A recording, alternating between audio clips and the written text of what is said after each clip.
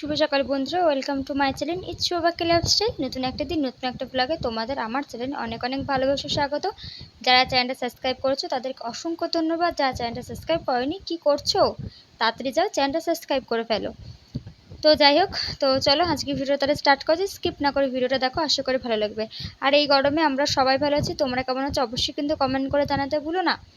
তো চলো আজকে তাহলে সকালটা স্টার্ট করা যাক। তো দেখো সকাল সকাল বসে পড়েছি আলু ছাড়াতে। না কি করব, আজকে না ডিম রান্না করবো। ওই যে আগের দিন বললাম না আলু বানাতে ছিল, ওই 2-3টে মতন আলু ছিল, সেটা দিয়ে আজকে রান্না করব। কেন বলো তো, বাজার যাওয়ার কথা ছিল, কিন্তু তোমরা আশা করি সবাই ব্লগটা দেখেছো।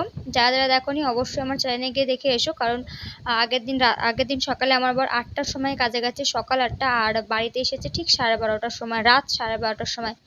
তো ওই জন্য আর বাজার ঘাট করতে যাওয়া হয়নি। তো এই ভিডিওটা যারা যারা দেখোনি তারা অবশ্যই গিয়ে কিন্তু চ্যানেলে গিয়ে আমার ভিডিওটা দেখে এসো।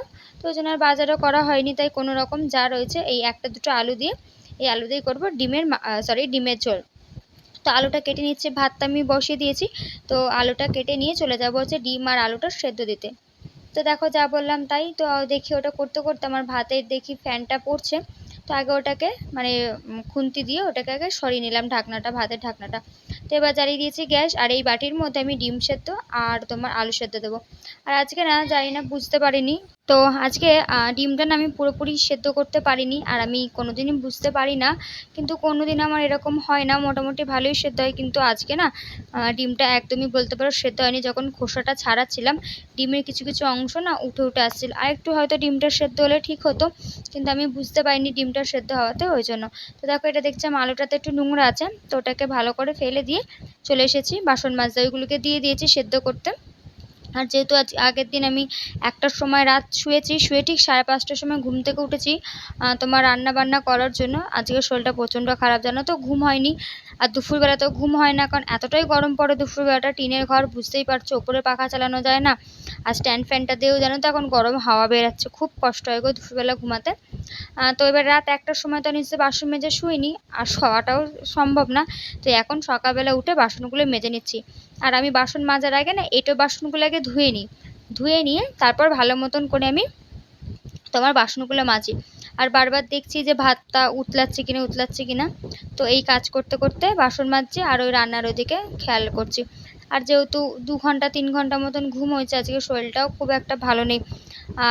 আর পরের দিন তো জামাই ষষ্ঠী। তো যাই হোক, ওই দিন একদম টোটালি রেস্ট পাবো বলে আজকে একটুখানি কষ্ট করে হলে আমি বাসনগুলো মেজে কাজবাজ করে নিচ্ছি। দেখো বলতে বলতে চলে এসেছি, এদিকে আমার ডিম ভাজা হয়ে গেছে, এদিকে আমি আলুটা ভেজে নিচ্ছি। সেদ্ধ করেছি আলু, কিন্তু সেদ্ধ করার পর আমি আলুটা ভেজে নিই নুন হলুদ দিয়ে, তাহলে কিন্তু খেতে বেশ ভালো লাগে আলুগুলো। প্রতিদিন যা করে আজকেও তাই করেছি।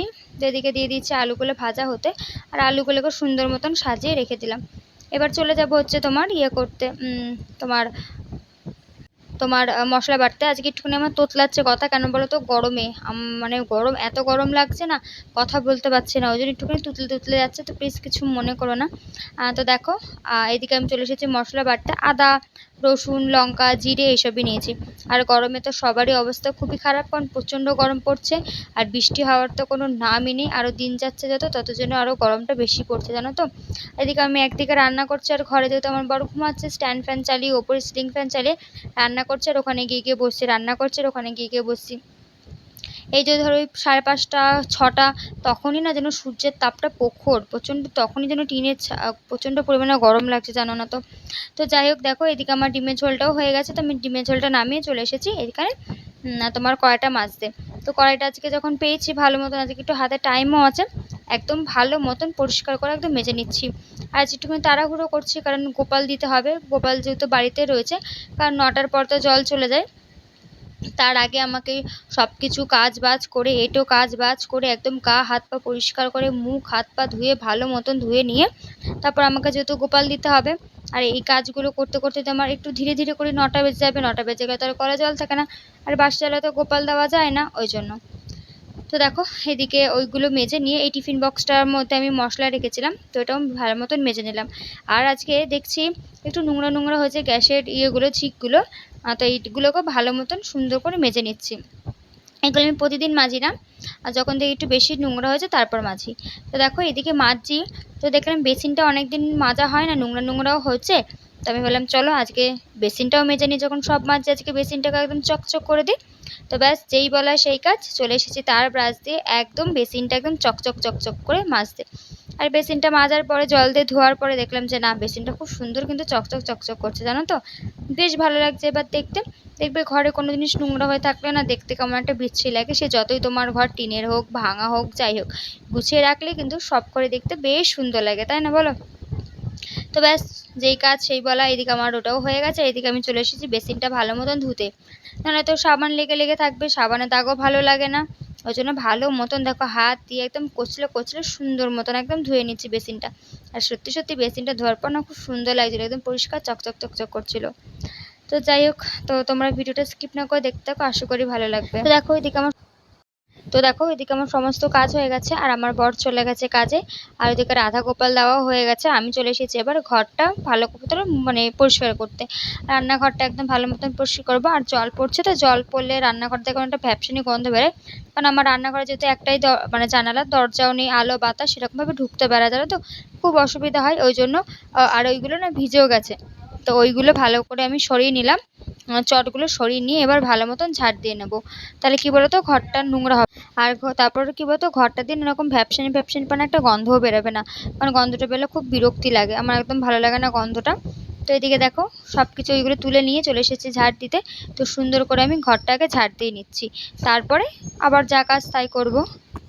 এবার সুন্দর করে এইসব করে নিয়ে ভালো মতন স্নান টান করে দিয়ে দিতে হবে পুজো, কারণ যেহেতু গোপাল আছে তোমরা তো সবাই জানো, আর বারবার করে সেম কথাই বলছি। তো এই দেখো আমি ভালো মতন এগুলোকে সব পরিষ্কার করে দেখো। এখন ঘুম থেকে উঠে পড়েছি, ঘুম থেকে উঠে মুখ ফুক ধুয়ে নিয়ে ঘর ফর ঝাড় দিয়ে নিয়েছি। দিয়ে নিয়ে দেখছি যে জ্বালাটা কেমন নোংরা নোংরা হয়েছে, যেরকম সাদা সাদা। দেখলাম যে জ্বালাটা এরকম সাদা সাদা হয়ে গেছে, তো ওই জন্য এটাকে আমি ভালো মতন সুন্দর করে মুছে নিচ্ছি। আর কি বলতো চুল টুল আঁচড়ানো হয়, পাউডার ফাউডার মাখা হয়, তো ওইগুলো গিয়ে ওর মধ্যে পড়ে। আর জলটা এখন দেখছি খুব একটা গরম থাকছে না, তাই ভাবলাম চলো একেবারে জ্বালাটাকে পরিষ্কার করে নেওয়া হয়ে যাবে। আর সাথে আমার ওইটাও মানে জলটাও ঠান্ডা থাকবে। এই দেখো ওটিকে হচ্ছিল না বলে আমি এবার চেয়ার থেকে নিচে নামিয়ে নিলাম জ্বালাটা, যাতে সুন্দর মতন মোছা যায়। তো দেখো তোমরাও দেখতে পাচ্ছ যে কেমন সাদা সাদা হয়ে গেছে। তো ভেজা ন্যাকড়া দিয়ে সুন্দর করে এটাকে মুছে দিলাম, এটাতে জলটাও ঠান্ডা থাকবে আর জ্বালাটাও পরিষ্কার হয়ে গেল, তাই না বলো? আর জলটাও বেশ এবার দেখো জ্বালাটা দেখতেও বেশ সুন্দর লাগছে, তখন কেমন সাদা সাদা লাগছিল, মনে হচ্ছে যেন আমার জ্বালাটা সেতি হয়েছে। আর ওই চেয়ারের ওপরে রেখে মোছা যাচ্ছিল না বলে নিচে নামিয়ে দিয়েছি। তো ওইটা নিচে নামানোর পর দেখছি যে চেয়ারটা কেমন একটু নোংরা নোংরা লাগছে। তো যাই গিয়ে আগে চেয়ারটা ধুয়ে নিই, কারণ চেয়ারটা যদি না ধুই আবার জ্বালাটা নোংরাই হয়ে যাবে। তো একদম চলে গেছি কলে, দেখো কলে গিয়ে চেয়ারটাকে একদম ডলে ডলে ডলে ডলে সুন্দর করে মুছে নিচ্ছি। আর জানো তো এই চেয়ারটা কিন্তু আমার ছোট্টবেলায় যখন আমি একদম পুচকি ছিলাম, এটা হচ্ছে তখনকার চেয়ার, তো এখনও রয়েছে। তো জ্বালাটা রাখবো বলে ওই বাড়ির থেকে চেয়ারটা নিয়ে এসেছি। আর এখন দেখো চেয়ারটাও সুন্দর করে মুছে নিচ্ছি। আর তার সাথে তোমাদের একটুখানি ভিডিও করে দেখালাম। আর চেয়ারটা বেশ কালারটাও কিন্তু খুব সুন্দর, দেখতেও বেশ কিন্তু খুব সুন্দর চেয়ারটা। তো ছোটোবেলার চেয়ার, ছোটোবেলার কিছু স্মৃতি তো আমার কাছে রইলো, তাই না বলো? ওই বাড়ির থেকে নিয়ে এসেছি চেয়ারটা, এটা আমার ছোটোবেলার। তো যাই হোক, তো দেখো চেয়ারটাকে আমি সুন্দর করে ধুয়ে নিচ্ছি। আর এটা কিন্তু দুপুরবেলা ঘুম টুম থেকে উঠে তারপরে করছি। আর বেশিক্ষণ ঘুমাতেও পারিনি, কারণ গরমের মধ্যে ঘুমও হচ্ছে না। তো দেখো চেয়ারটা ধুয়ে নিয়ে ভালো মতন ঝাড়িয়ে ঝুড়িয়ে নিয়ে আমি চলে আসছি ঘরে। এবার যেটা যেখানকার জিনিস সেটা সেখানে রেখে দেবো, জলটা একটুখানি হালকা মতন মুছে নেবো, মুছে নিয়ে চেয়ারটাকে আবার সুন্দর মতন আমি ঘরে তুলে রেখে দেবো। এখন বাজে ঠিক 10টা 24, আর আজকে একটু লেটেই শুচ্ছি। তার কারণ হচ্ছে লেটও না, প্রত্যেক দিন আমরা যদি এই টাইমে শুই। এতক্ষণ গেছিলাম ছোটোমার বাড়িতে গল্প করছিলাম। তোমরা প্রতিদিনে জানো আমাদের হচ্ছে এবেলার রুটিনটা হচ্ছে ছোটোমার বাড়িতে গল্প করা। সে আমরা একবার হলেও যাবো ছোটোমার বাড়িতে গল্প করতে, না আমাদের পেটের ভাত হজম হয় না, জানো তো, এটা হচ্ছে মেন কথা। তো যাই কাল তো ছুটি, কারণ কাল হচ্ছে জামাই ষষ্ঠী। তো কাল তো ওই বাড়ি যাবো, আমার বরের খুব আনন্দ, জামাই ষষ্ঠী, কালকে জামাই আদর খাবে। আর তার চেয়েও বড়ো কথা, সব থেকে বড়ো কথা হচ্ছে আমার বরের যেটা আগের আমাদের এই নিয়ে 2 বছর হবে জামাই ষষ্ঠী খেতে যাবো আমরা, কিন্তু আগের বছর গেছিলাম সাইকেলে করে, জানো, তার এবছর যাচ্ছে আমার গাড়ি নিয়ে। আমার বরের একদম মানে কি বলবো, আনন্দই আলাদা। আমার বরের বলছে এবছর আমি গাড়ি নিয়ে যাবো জামাই ষষ্ঠী খেতে, সেই আনন্দ। কারণ বিয়ের আগে তো আমাদের গাড়ি ছিল না। আমি প্রেম করেছি দেখবে এই সাইকেলে, এই যে এই সাইকেলে, স্কুলের সাইকেলে, এইসবে আমি প্রেম করেছি, জীবনে গাড়িতে উঠতে পারিনি। কিন্তু বিয়ের পরে আমি গাড়ি করেছি, আমার আনন্দই আলাদা, গর্বই আলাদা। তো যাই হোক, তো কাল তো জামাই ষষ্ঠীতে মা বলে একদম সকাল সকাল চলে যাবি। তো এবার এখন আমি খাবো। তেল দেয় কেউ? তেল দিয়ে আমি খাই না, ভাল লাগে না আমার তেল দিয়ে খেতে। আগে জিজ্ঞাসা করেছো? তুমি কি জিজ্ঞাসা করেছো আগে একবার? আমার তেল দিয়ে খেতে ভাল লাগে না। তো যাই হোক, আর এখন খাবো হচ্ছে রাতের খাবার। রাতের খাবারে কিছুই নেই। সকালে যে জল ঢালা ভাতটা আমি রেখে দিয়েছিলাম সেই ভাতটাই আমি খাবো। আর রুটি করেছি। তুমি তেল দিয়ে কখন মেখেছো?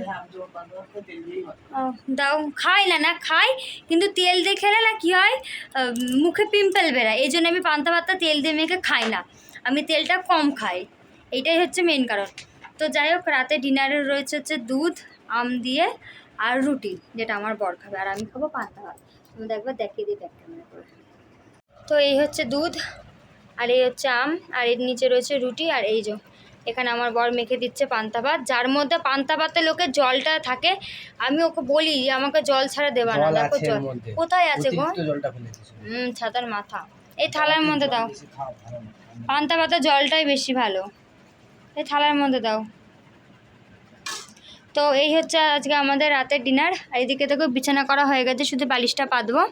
তো চলো আজকের মতন টাটা, কাল ফিরবো নতুন একটা দিন, নতুন একটা ব্লগের সাথে। কালকে সত্যিই নতুন একটা ব্লগ দেখতে পারবে তোমরা আমার চ্যানেলে, জামাই ষষ্ঠীর স্পেশাল ব্লগ। তো চলো আজকের মতন টাটা।